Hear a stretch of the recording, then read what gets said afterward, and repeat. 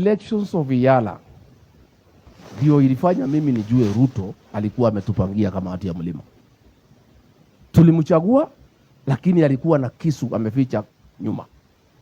Alikuwa anataka tumpatie panga ya uongozi atumalize. Sasa tulienda pale Ikulu, kulikuwa na uchaguzi wa Yala.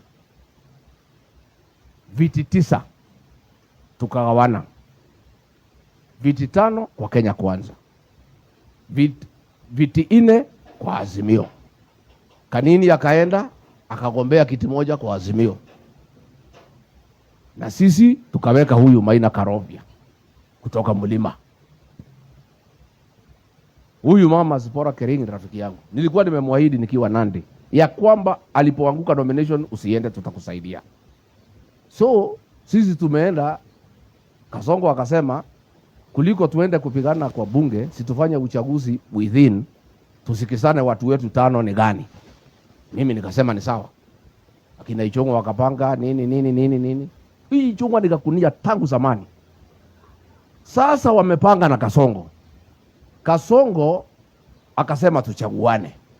Sisi tulikuwa tumetoka uchaguzi. Watu ya Rift Valley na ya Mlima tuko kitu kimo, na we have the numbers. So mimi sikuwa naona iko shida.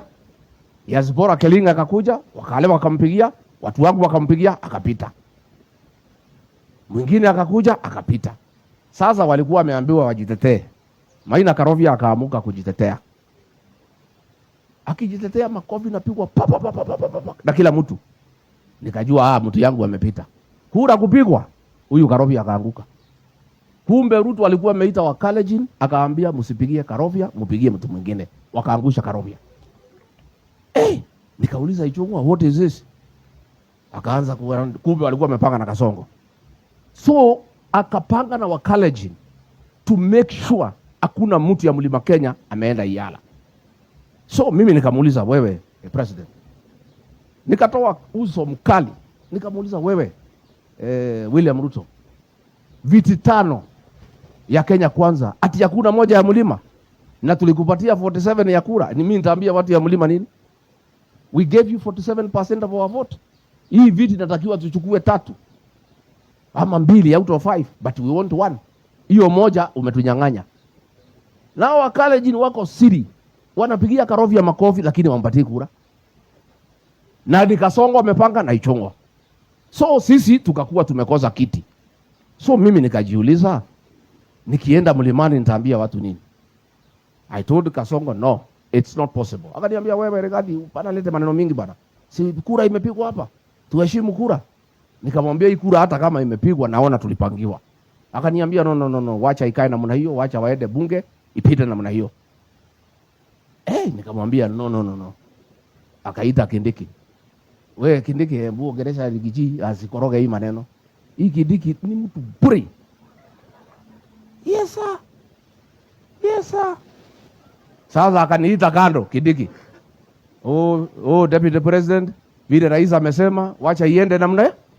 Nikamuuliza Kindiki, my brother, what do we tell the mountain people? Out of 5 seats we have nothing. Kwa Kenya Kwanza.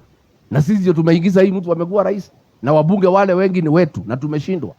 Na ni wabunge wa Kalenjin walipanga wakaangusha mtu wetu. Na sisi tumepitisha huyu Mkalenjin Zipporah Kering.